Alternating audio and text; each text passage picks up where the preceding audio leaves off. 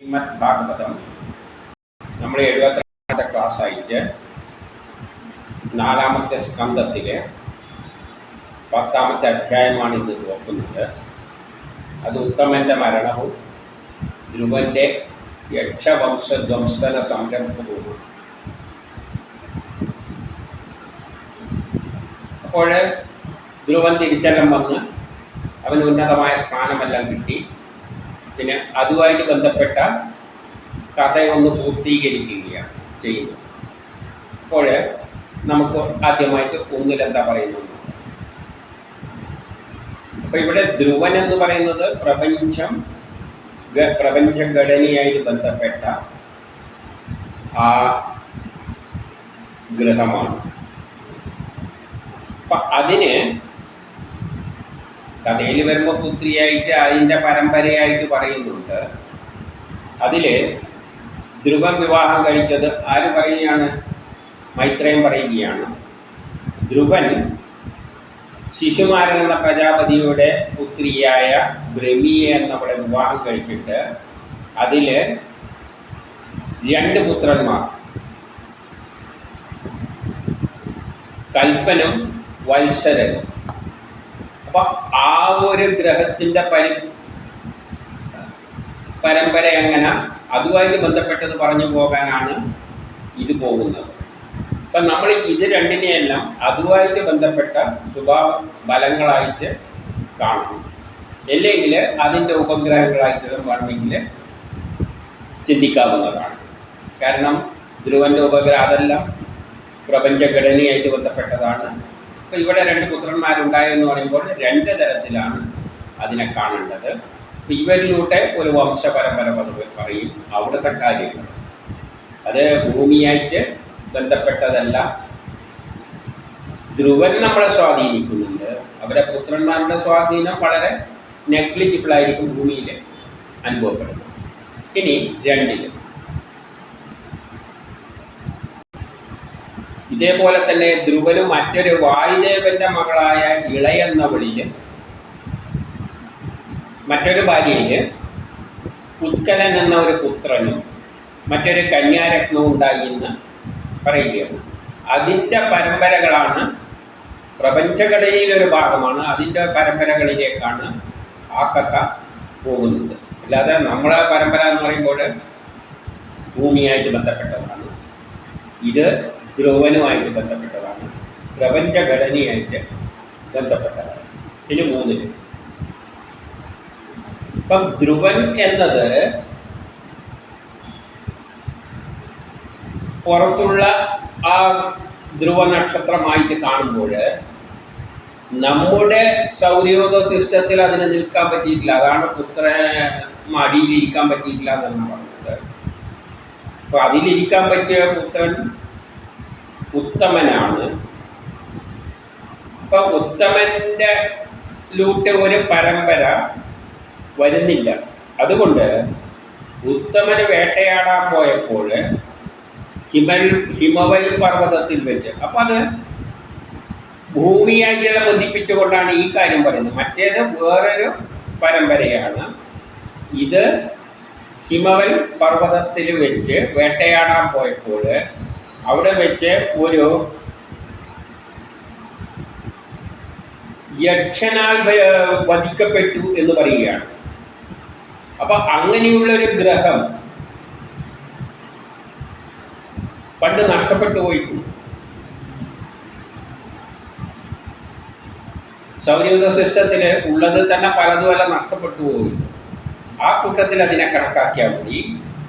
അവൻ്റെ അമ്മ സുരുചി എന്നതും അവൻ്റെ ഗതി തന്നെ പ്രാപിച്ചു. അത് മുമ്പ് പറഞ്ഞത് തന്നെയാണ്. അതിൻ്റെ അവൻ്റെ ഗതി തന്നെ സംഭവിച്ചു. അതും ഇല്ലാതായി. അപ്പോൾ ആ ഫലങ്ങളെല്ലാം അതോടുകൂടി ഇല്ലാതായി. ആ വംശം അതോടുകൂടി ഇല്ലാതായി. എന്നിട്ട് 4 പറയാണ്. അപ്പം ഈ സഹോദരൻ തന്നെയാണല്ലോ. സഹോദരൻ്റെ മരണത്തിൽ ദുഃഖമുണ്ടായി, ദേഷ്യമുണ്ടായി, എല്ലാം വലിയ കോപമെല്ലാം ഉണ്ടായിട്ട് അവൻ രഥത്തിൽ കയറിയിട്ട് ഈ കൊന്നതിനെ പ്രതികാരം തീർക്കാൻ വേണ്ടിയിട്ട് എവിടെ വന്നു? അളകാപുരിയിലേക്ക് പോയി. അതായത് ഈ സൗരയൂഥ സിസ്റ്റത്തിലേക്ക് ആ ഗ്രഹത്തിൻ്റെ ധ്രുവന്റെ സ്വാധീനം ഇവിടെയും എഫക്റ്റ് ചെയ്യുന്നുണ്ട്. അത്രയും ബലവാനാണ് ആ ധ്രുവൻ എന്ന ഗ്രഹം. ആ ഗ്രഹത്തിൻ്റെ സ്വാധീനം ഇവിടെ, അത് കഥയിൽ പറയുമ്പോൾ ഉത്തമനെ വധിച്ചുകൊണ്ടുള്ള, യക്ഷം വധിച്ചുകൊണ്ടുള്ള ദേഷ്യം തീർക്കാൻ വേണ്ടിയിട്ട് അവൻ ഇങ്ങോട്ട് വന്നു എന്നെല്ലാം പറയുമ്പോഴും ആ ഗ്രഹത്തിൻ്റെ സ്വാധീനം നമ്മളിൽ വളരെ കൂടുതലാണ്. എൻ്റെ 5 പറയുകയാണ്, അവനങ്ങനെ ഹിമാലയത്തിൻ്റെ തീരത്തിൽ വന്നപ്പോൾ അവിടെയാണല്ലോ ശിവഭൂതഗണങ്ങളെല്ലാം ഉള്ള സ്ഥലം. അവിടെയാണ് യക്ഷന്മാർ, ഗന്ധർവന്മാർ എല്ലാം ഉള്ളത്. അപ്പം ഇതെല്ലാം ബലങ്ങളാണ്.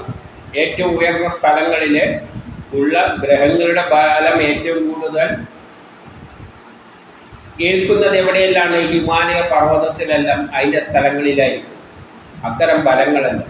അതുകൊണ്ടാണ് പ്രപഞ്ച സൃഷ്ടി നടക്കുമ്പോൾ കുന്നായിട്ട് ഉയരാൻ കാരണം.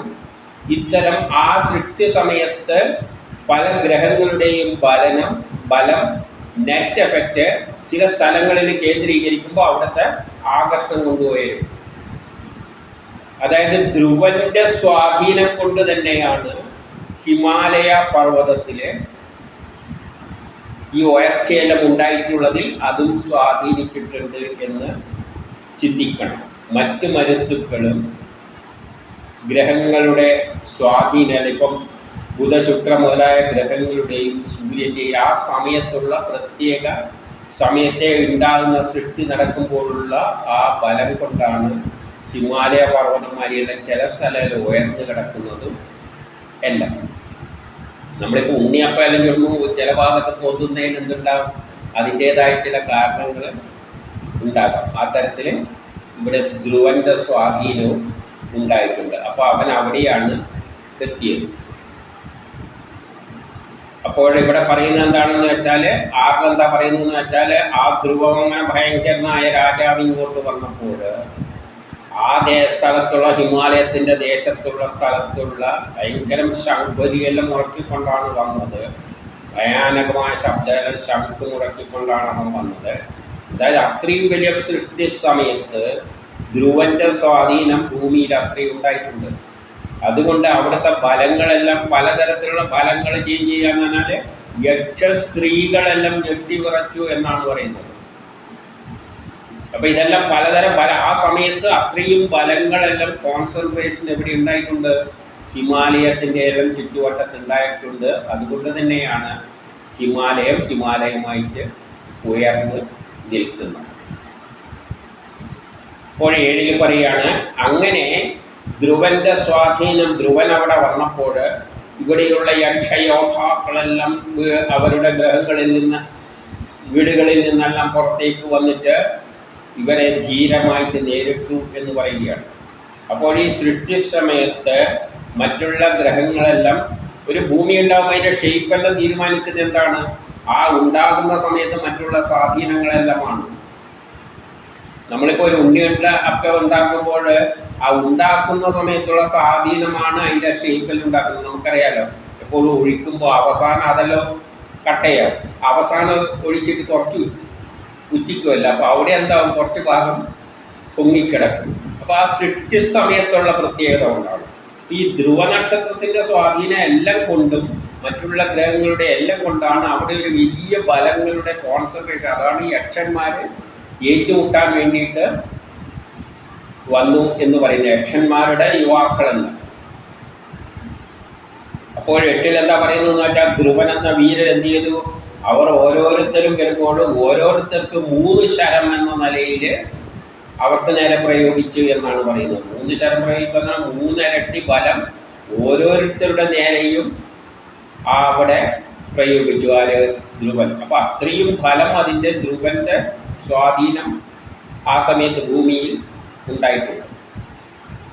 9 പറയുന്നതെന്ന് വെച്ചാൽ, അവൻ്റെ അമ്പുകളെല്ലാം നെറ്റുകളിൽ ഏറ്റപ്പോൾ ഈ യക്ഷന്മാർ പോലും, ഈ പയ്യന്മാർ പോലും അവൻ്റെ ധീരതയിൽ അവനെ വാഴ്ത്തുന്ന തരത്തിലായി തീർന്നു എന്ന് പറയണം. 3 ശരങ്ങൾ. എന്നാൽ 10 എന്താ പറയുന്നതെന്ന് വെച്ചാൽ, എന്നാൽ അവരെ വിട്ടുകൊടുത്തില്ല. അവരും പാമ്പിനെ ആരെങ്കിലും ചവിട്ടിക്കഴിഞ്ഞാൽ എന്ത് ചെയ്യുക? പാമ്പ് കടിക്കും. ആ ദേഷ്യത്തോടു കൂടി അവരും അവൻ്റെ നേരെ കുറേ അസ്ത്രങ്ങൾ എഴുതു എന്ന് പറയുകയാണ്. അപ്പോൾ അത്രയും വലിയൊരു സൃഷ്ടി സമയത്ത് ബലങ്ങളുടെ ഒരു ഏറ്റുമുട്ടൽ അവിടെ നടന്നിട്ടുണ്ട്. ഈ പർവ്വതങ്ങൾ, ഹിമാലയത്തിൻ്റെ എല്ലാം ആ ഒരു ആകർഷണ ബലം കൊണ്ടാണ് ഭൂമി തന്നെ ഉയർന്ന് അവിടെ ഒരു പർവ്വതമായിട്ട് അതിൻ്റെ വർണ്ണനയാണ് ഇവിടെ പറയുന്നത്. അതായത് ധ്രുവന് മറ്റുള്ള ഗ്രഹങ്ങളിലും സൂര്യനിലുള്ള മറ്റുള്ള ഗ്രഹങ്ങളിലും എല്ലാം അതിൻ്റെ ഷേപ്പ് നിർണ്ണയിക്കുന്നതിൽ വലിയൊരു പങ്ക് വഹിച്ചിട്ടുണ്ട്. 11:12 പറയുന്നു, അപ്പോൾ 13,10,000 അതായത് 1,30,000 യക്ഷന്മാരെല്ലാം കൂടിയിട്ട് ഇരുമ്പ് ദണ്ഡ്, വാള്, കുന്തം ഇങ്ങനെയുള്ള കുറേ ആയുധങ്ങളെല്ലാം കൊണ്ട് അവനെ അഭിഷേകം ചെയ്തു എന്ന് പറയുകയാണ്. ആ സൃഷ്ടി സമയത്തുള്ള ഭൂമിയിൽ സംഭവിച്ച, നമുക്കറിയാം ഒരു പർവ്വതം, ഇപ്പോൾ ഒരു അഗ്നിപർവ്വതം പൊട്ടിയിട്ട് ഇങ്ങനെ ഉയരുന്നതാണ്. ആ സമയത്തുള്ള അവസ്ഥയൊന്ന് ചിന്തിച്ചു നോക്കും. അഗ്നിയിൽ ഇങ്ങനെ പൊന്തിയിട്ട് വന്നിട്ട് ആണത് പൊങ്ങി വരിക. അതേപോലെ ഭൂമി ഉണ്ടാകുമ്പോൾ ഭൂമിയിൽ ചില സ്ഥലം ഉയർന്ന് മറ്റേ താഴ്ന്നതിൻ്റെ കാരണം എന്തുകൊണ്ടാണ്? ഏറ്റവും ഉയർന്നത് ഹിമാലയമാണല്ലോ. അതുകൊണ്ട് അത് ഉയർന്നത്. അപ്പോൾ ആ സമയത്ത് എന്തെല്ലാം അവിടെ സംഭവിച്ചിരിക്കാം ആ ഒരു ഉയർച്ച ഉണ്ടാക്കാൻ വേണ്ടിയിട്ട്. അതുകൊണ്ടാണ് ഇരുമ്പ് തണ്ട് മറ്റേതെല്ലാം ഒരു മെക്കാനിക്കലായിട്ട് വലിയൊരു ബലമാണ് അവിടെ സംഭവിച്ചിരിക്കുന്നത്. ഇതെല്ലാം ധ്രുവൻ്റെ സ്വാധീനമുണ്ട്. ഈ 13 പറയുകയാണ്, ഇത്രയും ശരങ്ങൾ ചുറ്റും അവനെ മൂടിയപ്പോൾ ആ ധ്രുവപുത്രനെ അതിൻ്റെ ഇടക്ക് പുറത്തുള്ളവർക്ക് കാണാൻ പറ്റില്ല എന്ന് പറഞ്ഞാൽ അത്രയും ശരങ്ങളാണ് അവൻ്റെ നേരെ അയച്ചത്. അപ്പോൾ 14 പറയാണ്, സിദ്ധ ദേവതകൾ, മുകളിലിരുന്ന ദേവതകളെല്ലാം ഇത് താഴെ നിന്ന് നോക്കിക്കൊണ്ട് ഇവരെ മൂടിക്കിടക്കിയല്ലേ. അപ്പോൾ അവരെന്ത് പറഞ്ഞു? അവരെല്ലാം അവിടുന്ന് വിളിച്ചു പറയാൻ തുടങ്ങി. എന്ത്? ധ്രുവം പെട്ടുപോയി. ഈ യക്ഷക്കടലിൽ യക്ഷന്മാരയച്ച ബലം ഒരു കടലുമാരി അവനെ മൂടിക്കളഞ്ഞു. അവനെ മൂടി അതിൽ മുങ്ങിപ്പോയി എന്ന് പറയാണ്. ആയുധങ്ങളുടെ ആ ബലങ്ങളുടെ ഇളക്കെല്ലാം ഈ ധ്രുവൻ എന്ന ബാലൻ മുങ്ങിപ്പോയി എന്ന് പറയുകയാണ്. അപ്പോൾ 15 പറയാണ്, അവരെല്ലാം യക്ഷന്മാരെല്ലാം ഇവ മൂടിപ്പോയല്ല. അവരെല്ലാം വളരെയധികം സന്തോഷിച്ചിട്ട് അട്ടഹസിക്കാൻ തുടങ്ങി, ജയിച്ചു എന്ന് പറഞ്ഞു. അപ്പോൾ മൂടൽമഞ്ഞിൽ മൂടിക്കിടക്കുന്നത് പോലെ, അതിൽ നിന്നും പുറത്തേക്ക് വരുന്നത് പോലെ, ഇപ്പം മൂടൽമഞ്ഞുണ്ടെങ്കിൽ അതിൻ്റെ അടക്കുന്ന സൂര്യൻ ഇങ്ങനെ കൊതിച്ചു വരുമല്ലോ, അതുപോലെ ഇവൻ എന്ത് വന്നു? അതിൻ്റെ ഇടയ്ക്ക് നിന്ന് പെട്ടെന്ന് പുറത്തേക്ക് വന്നു. 16 പറയുന്നു, അവൻ പുറത്തേക്ക് വന്നിട്ട് അവൻ കുറേ ശരങ്ങൾ അയച്ചിട്ട് കാറ്റ് മേഘങ്ങളെയെല്ലാം അടിച്ച് ചിന്ന ഭിന്നമാക്കുന്ന പോലെ ഈ ശരങ്ങളെ മുഴുവൻ അടിച്ച് ദൂരത്തേക്ക് കളഞ്ഞു. എന്നിട്ട് 17 പറയുകയാണ്, എന്നിട്ട് അവൻ്റെ എല്ലാം അടിച്ച് തെറിപ്പിച്ചതിൻ്റെ ശേഷം ഈ ശരങ്ങൾ ആ യക്ഷന്മാരുടെ എല്ലാം ശരീരത്തിലേക്ക് തറക്കുവാൻ തുടങ്ങി. അതായത് വളരെയധികം ബലങ്ങൾ ആ സമയത്ത് അവിടെ കേന്ദ്രീകരിച്ചിട്ടുണ്ട് എന്ന് പറയണം. അവ തമ്മിൽ പരസ്പരം ക്യാൻസൽ ആവുകയെല്ലാം ചെയ്യല്ലോ. പല ബലങ്ങൾ പലതരത്തിൽ വരുമ്പോൾ അവരെ ഏറ്റുമുട്ടിയിട്ട് ന്യൂട്രലായി പോകും. അത്തരത്തിൽ സംഭവിച്ചിട്ടുണ്ട്. പാട്ടിൽ അവരെല്ലാം കഥാപാത്രങ്ങളായിട്ടാണല്ലോ അവതരിപ്പിക്കുന്നത്. അപ്പോൾ അവരുടെ ശിരസിൽ എന്തെല്ലാം ഉണ്ട്? മകുടം ചാർത്തിയിട്ടുണ്ട്. കൈകളിൽ പല ആയുധങ്ങൾ, ഉപകരണങ്ങൾ, അലങ്കാര വസ്തുക്കളും എല്ലാം ഉണ്ടാവില്ല തുറകളിലെല്ലാം. ഇതെല്ലാം ചിഹ്ന ഭിന്നമായിട്ട് അവിടെ മുഴുവൻ ഇങ്ങനെ ശോഭിച്ചു എന്ന് പറയുകയാണ്. തലയില്ലാത്ത അതിലുള്ള ആഭരണങ്ങൾ, കൈകാലുകൾ ഒരു ഭാഗത്ത് കിടക്കുന്ന അതിനകത്തുള്ള ആഭരണങ്ങളും ആയുധങ്ങളും ഇങ്ങനെ തുറകളും ശരീരഭാഗങ്ങളെല്ലാം അവിടെ അങ്ങനെ ശോഭിച്ചു എന്ന് പറയുകയാണ്. ആ അന്തരീക്ഷം നമ്മളൊരു അഗ്നിപർവ്വതം പൊട്ടുമ്പോൾ നമ്മൾ യൂട്യൂബിൽ അടിച്ചു നോക്കിയാൽ കാണാം. അവിടെ നിന്ന് പോകുന്ന ഒരു ഭയങ്കര ഒരു അവസ്ഥ എന്ന് ഭാവനയിൽ കാണണം. ഒരു അഗ്നിപർവ്വതം പൊട്ടുന്ന സ്ഥലത്തൊന്ന് നോക്കിയാൽ മതി. അവിടെ ചുവപ്പും പല നിറങ്ങളിലും എല്ലാം ആയിട്ട് ഒരു പ്രത്യേക അവസ്ഥയാണ്. അത്തരത്തിലുള്ള ഒരു വർണ്ണനയായിട്ട് ഇവിടെ ഇതിനെ കണ്ടാൽ മതി. പാട്ട് 19-20 പറയുകയാണ്, ബാക്കിയുള്ളത് രക്ഷപ്പെട്ടവരെല്ലാം ഉണ്ടല്ലോ, കുറച്ച് അവയവം മുറിഞ്ഞവരെല്ലായിട്ട് ശരീരം കുറച്ച് പോയാൽ പരിക്കോട് കൂടി വരും. അവരെല്ലാം സിംഹത്തിൻ്റെ പോരാട്ടത്തിൽ പേടിച്ചിട്ട് ഓടുന്ന കാട്ടാനകളെ പോലെ 4 വശത്തേക്ക് അവരെല്ലാം ഓടിയെന്ന് പറയുകയാണ്.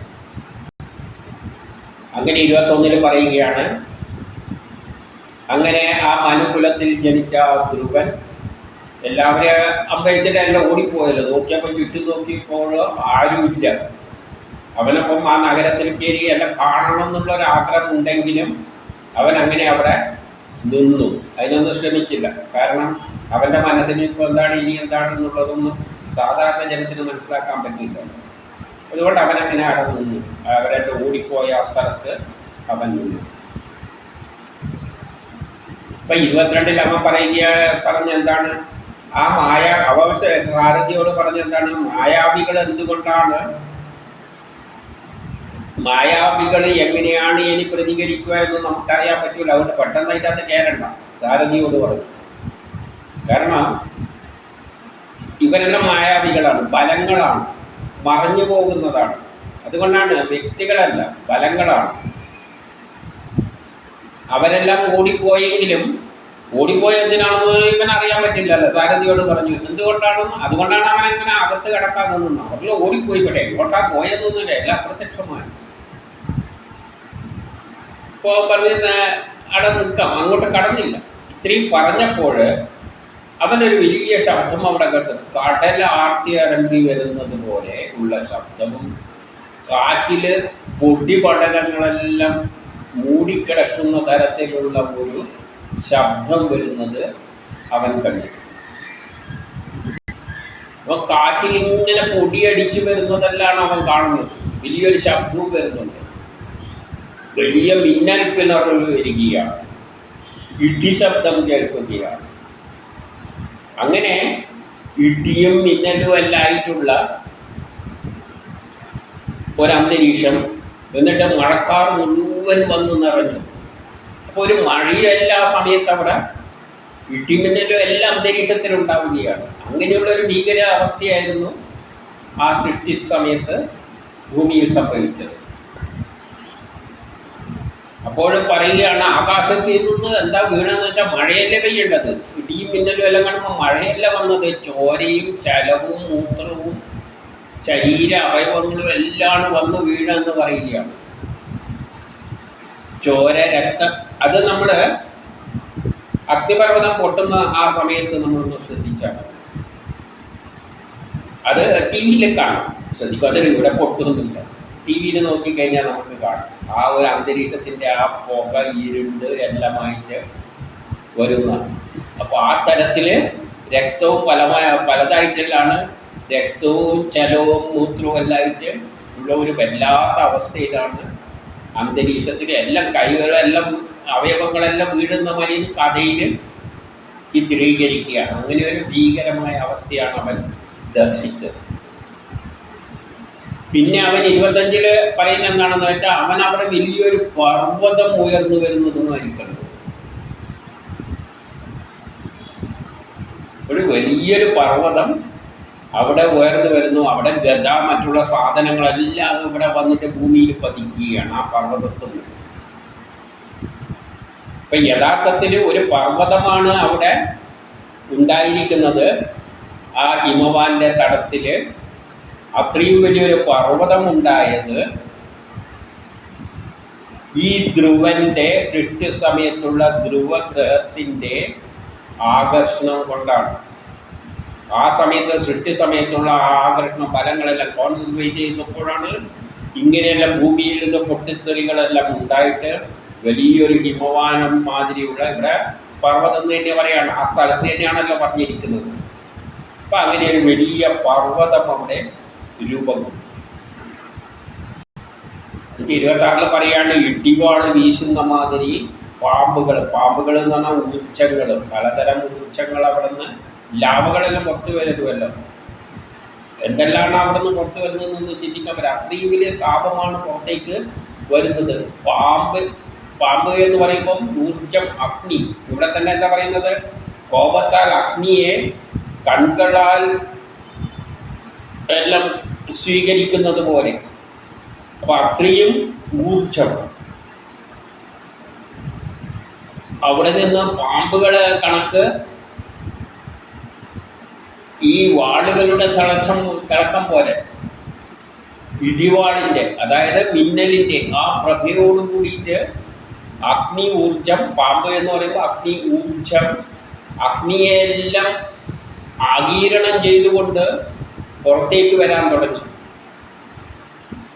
അതായത് പാമ്പ് എന്നുള്ള പറയുമ്പോൾ ഊർജമായിട്ട് എടുക്കണം. പിന്നെ മതിച്ച ആനകളും മറ്റേ സിംഹങ്ങളും പുലികളും എല്ലാം ഓടി വന്നു എന്ന് പറഞ്ഞാൽ പലതരം ഫലങ്ങളായിട്ട് അതിനെ കണ്ടാൽ മതി. അതുമെല്ലാം അവിടെ ഓടി വന്നു എന്ന് പറഞ്ഞാൽ ഒരു വല്ലാത്ത ഭീകരമായ അവസ്ഥയായിരുന്നു. അവരിൽ നിന്ന് വളരെയധികം ഊർജങ്ങളെല്ലാം പുറത്തേക്ക് വന്നിട്ടുണ്ട്. ഭൂമിയാണ് ഒരു ഭാഗം ഇങ്ങനെ ഉയർന്ന് പർവ്വതമാകുന്നത്.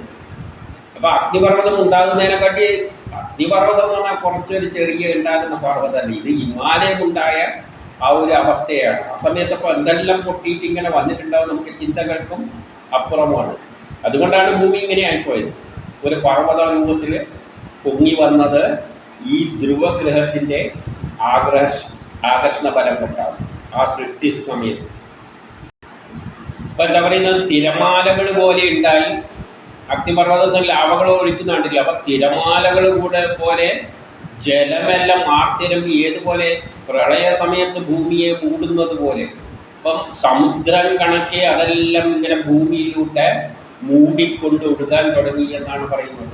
ഇതെല്ലാം ഒരു അഗ്നിപർവ്വതം പൊട്ടുന്നതിന് സമാനമായ ഒരു കാര്യമാണ് ഇവിടെ വീരിക്കുന്നത്. പക്ഷേ അത് ചെറുതാണ് ഉണ്ടാകുന്നത്. ഇത് ഹിമാലയമാരിയുള്ള പർവ്വതങ്ങൾ ഉണ്ടാകുന്ന കാര്യമാണ് ആകർഷണ ബലം. ഇതെല്ലാം ആകർഷണ ബലം കൊണ്ടാണ് സംഭവിക്കുന്നത്. ഇപ്പം ഭൂകമ്പം എല്ലാം ഉണ്ടാകുന്നതും അഗ്നിപർവ്വതങ്ങൾ പൊട്ടുന്നതിനെല്ലാം ഈ ഗ്രഹങ്ങളുടെ ചലനം സ്വാധീനിക്കുന്നുണ്ട്. സൃഷ്ടി സമയത്ത് ധ്രുവൻ്റെ ഈ ഒരു ബലം കൊണ്ടാണ് പല പർവ്വതങ്ങളും ഇവിടെ ഇങ്ങനെ ഉണ്ടായി വന്നത്.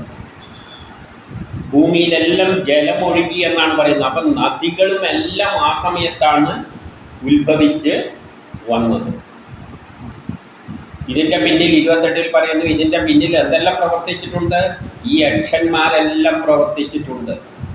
യക്ഷന്മാരും ഈ അസുരന്മാരും. അതായത് ആ കാലത്ത് ധ്രുവൻ്റെ ബലം മാത്രമല്ല പല ബലങ്ങളും അവിടെ ആക്ട് ചെയ്തിട്ടുണ്ട്. അതെല്ലാം കൂടിയിട്ടുള്ള അതിൻ്റെ ഒരു പരിണത ഭരണമായിട്ടാണ് ഇത്തരത്തിലൊരു മായാബലങ്ങൾ. ഇതെല്ലാം മായാബലങ്ങളാണ്. നമുക്ക് നേരിട്ട് പെട്ടെന്ന് മനസ്സിലാക്കുന്ന തരത്തിലുള്ള, ഇപ്പോൾ അഗ്നിപർവ്വതം ഉണ്ടാകുമ്പോൾ പൊട്ടിത്തെറിക്കുന്നതിൻ്റെ കാര്യം പിന്നിൽ അതൊരു മായാശക്തിയാണ്. സയൻസിന് പെട്ടെന്ന് എന്തുകൊണ്ടാണ് ഇത് സംഭവിക്കുന്നത് എന്നുള്ളത് ഗ്രഹങ്ങളുടെ ആകർഷണ ബലത്താലാണ്. പക്ഷെ അവർക്കത് മനസ്സിലായിട്ടില്ല. അവർ ഭൂമിയിൽ അകത്തുള്ള എന്തെല്ലാം ഒന്നും പറഞ്ഞുകൊണ്ട് തന്നെ ഇരിക്കുകയാണ്. അപ്പോൾ ഇതെല്ലാം മായാഫലങ്ങളാണ്. ഈ ഫലങ്ങൾ വെറും ധ്രുവൻ മാത്രമല്ല, മറ്റുള്ള പല ആ സൃഷ്ടി സമയത്തെ, പ്രപഞ്ചം ഉണ്ടാകുന്ന സമയത്തെ, അല്ലെങ്കിൽ സൗരയൂഥ സിസ്റ്റം ഉണ്ടാകുന്ന സമയത്ത് ഈ ധ്രുവനും മറ്റുള്ള ഫലങ്ങളുടെ എല്ലാം ഒരു ഏറ്റുമുട്ടൽ, അതാണ് പരിണിത ഫലമായിട്ടാണ് ഈ പർവ്വതങ്ങളും നദികളെല്ലാം ഉത്ഭവിച്ചത്. അങ്ങനെ 29 പറയുകയാണ്, ഈ അസുരന്മാരായ യക്ഷന്മാർ, അതായത് ഇത്തരം പല ഫലങ്ങളും ധ്രുവനിൽ പ്രയോഗിച്ചപ്പോൾ, മായാൽ ഇതെല്ലാം പ്രയോഗിച്ചപ്പോൾ, അതിനെ ധ്രുവൻ നേരിടുകയും എല്ലാം ചെയ്തപ്പോൾ, ഇതെല്ലാം നോക്കി നിന്ന മുനിമാർ എന്ത് ചെയ്തു? ഇദ്ദേഹത്തെ പ്രശംസിച്ചു എന്ന് പറയുകയാണ്. അത്രയും വലിയൊരു പ്രശ്നത്തെയാണ് ധ്രുവൻ നേരിട്ടത്. എന്നിട്ട് മുനിമാർ പറയുകയാണ്, ഇവനെ പ്രശംസിക്കണം മകനെ. ആ ശ്രീഹരിയിൽ വിശ്വാസം അർപ്പിച്ച് നിൽക്കുന്നവരുടെ എല്ലാ സങ്കടങ്ങൾ ശ്രീഹരി, അവരുടെ നേരെ വരുന്ന ശത്രുക്കളെയെല്ലാം ശ്രീഹരി ഇല്ലാതാക്കി തരും. ഇതിൻ്റെ ശത്രുതയെല്ലാം അതോടെ ഇല്ലാതാകട്ടെ. അതോടുകൂടി ശത്രുത ഉണ്ടാവുക എന്ന് പറഞ്ഞാൽ പ്രശ്നമെല്ലാം സോൾവായി. പിന്നെ നല്ലൊരു പർവ്വതം അവിടെ ഉയർന്നു വന്നിട്ടുണ്ട്. പിന്നെ അവിടെയെല്ലാം ശാന്തമാവുകയാണ്. അപ്പോൾ ശ്രീഹരി ഇതിൻ്റെ എല്ലാം പിന്നിൽ പ്രവർത്തിക്കുന്നവരാണ്. ഇതെല്ലാം ശ്രീഹരിയുടെ നിശ്ചയപ്രകാരമാണ്. പിന്നെ ഒരു പർവ്വതത്തിൻ്റെ ആവശ്യകതയുണ്ട്. പർവ്വതം ഉണ്ടെങ്കിലല്ലേ പിന്നെ കാലാവസ്ഥയിലെല്ലാം വ്യതിയാനങ്ങളും അതുമെല്ലാം ഉണ്ടാവുകയുള്ളൂ. മഴ പെയ്യാനെല്ലാം ഇത് സ്വാധീനിക്കും. പിന്നെ ഈ നദികൾ ഉണ്ടാകുന്നതോ ഹിമാലയം ഉണ്ടായില്ലെങ്കിലും ഒരു പർവ്വതം ഉണ്ടായില്ലെങ്കിലും അതിൽ നിന്ന് നദി ഉണ്ടാവില്ല. അപ്പം നദിയുടെ സംസ്കാരങ്ങൾ ഉണ്ടാവില്ല. അപ്പം ഇതെല്ലാം ശ്രീഹരിയുടെ ഉദ്ദേശപ്രകാരമാണ് ഈ സൃഷ്ടിയെല്ലാം ഇങ്ങനെയെല്ലാം ഭൂമി ഉണ്ടാക്കി വെച്ചിരിക്കുന്നത്. ഇങ്ങോ കുണ്ടും കുഴിയെല്ലായിട്ട്, കുന്നും കുണ്ടും കുഴിയെല്ലാം. അപ്പോൾ നിന്റെ ഈ ശത്രുതയെല്ലാം ശ്രീഹരി ഇല്ലാതാക്ക തരട്ടെ.